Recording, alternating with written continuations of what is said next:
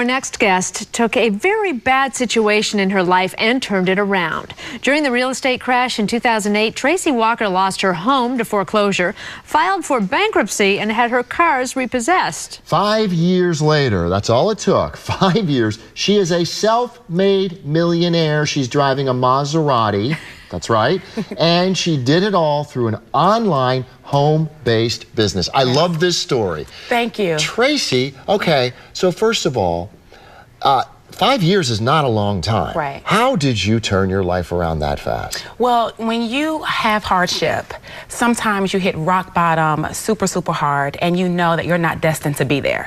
So I did cry a lot. I prayed a lot. And then I got to work. I said, there's got to be a better way, and I was just relentless until I kind of dug myself out of that hole. And you did what millions of people would love to do. You found a way to make the internet work for you. Yes. Yeah, the internet can seem a little, scary at times. But I learned... Well, it's a new frontier, isn't it? It totally is. And it's not as technical as people think. When you actually have access to tools and resources, you can just do things without having to know, like, website code or make it very difficult for yourself. So what kind of business did you start that made you a bazillionaire? I started a business called an affiliate marketing, meaning I didn't have to create it, I didn't have to develop it or manufacture it. I found information products online. I knew that I could sell certain things in reference to marketing, and then I began to learn how to match that with a marketplace that wanted it.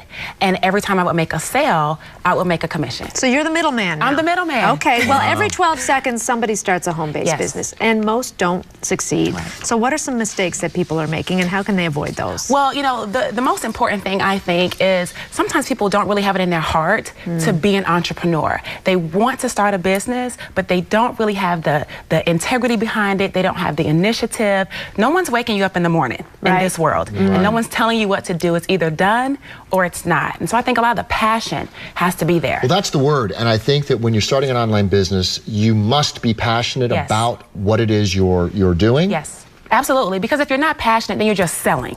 You're selling, you're peddling, as opposed to actually offering a solution to the marketplace and feeling good about any of the transactions that take place for people. And it's important to remember, you cannot expect instant riches. No, this is not going to happen overnight. It's not. But it kind of happened overnight for you. Yeah, 10 years in the making overnight. See? Right? but in terms of your rock bottom to where you are today, that was 5 years. That's not really not no, that it's long not. of a time. But I did work like 18-hour days a lot. I was up 24 hours at times. It was a completely new learning curve for me. I did not have a teacher sitting in my house showing me what to do. I spent a lot of money on buying products and trainings and self-teaching, so to speak. And so it was 5 years, but it was almost like literally 24 hours a day for 5 years. So if you can find a mentor, get one. Get a mentor. I would advise you to cut across the mountain, get a mentor, and the biggest thing is do what they say. How would one go about getting a mentor for, say, a business you're interested in starting? Well, the first thing I would do is probably do a Google search, and if there's an area of business that you're interested in, find the people that are listed in that Google search in terms of people who have articles or maybe videos or press releases,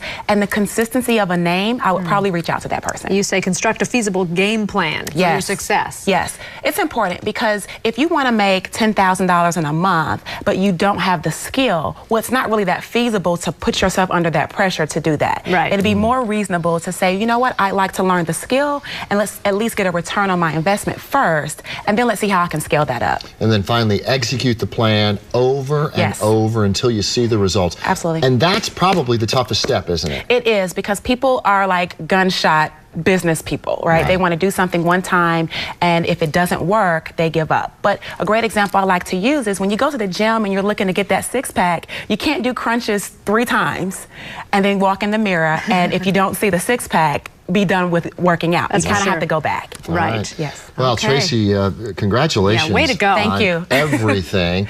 And where can people get more information if they want to learn from you? Well, they can actually go to a free webinar that I have. It's at learnthesimplesteps.com/daytime TV. All right. Tracey Walker, thank you very much. Thank you for having me. Congrats again. We'll be right back with more Daytime right after this.